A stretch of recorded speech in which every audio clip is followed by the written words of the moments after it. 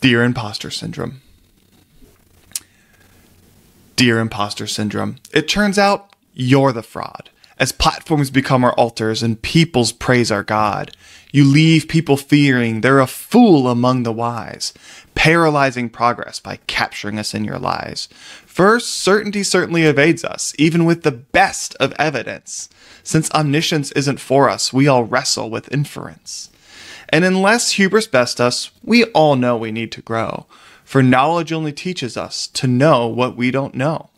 And since knowledge is never satisfied, learning is best done hand in hand, because the expert in their own field is a novice on neighbor's land.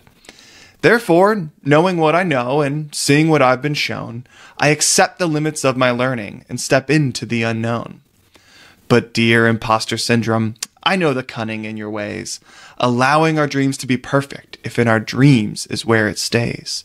For imagination is void of limits, of the constraints and rot of reality, and ensnared in fear you whisper here, it's safer to remain a fantasy. But fantasy has no power. We are called to create and make, so what good is flawless fantasy when it's hoarded and it's fake? But I can hear your rebuttal arrive swiftly and slowly rise, setting standards of perfection, calling everything else a compromise.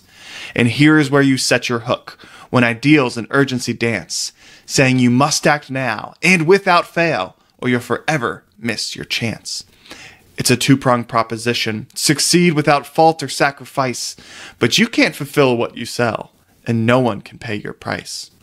So, dear Imposter Syndrome, here's my answer to your lies. I will follow my curiosity. I will be someone who tries.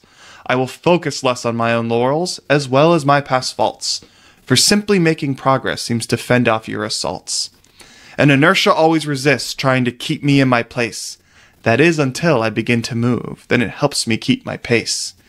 And I will not be too proud to ask for help, nor to offer when I'm asked. I will learn to learn with child's eyes. My time as student has not passed. And from the safety of the sidelines, there will be some who scoff and jeer. But by stepping foot in the arena, the imposters are not my peer. So I won't be broken by their doubts, nor distracted by loving laud. Because dear Imposter Syndrome, it is you who are the fraud.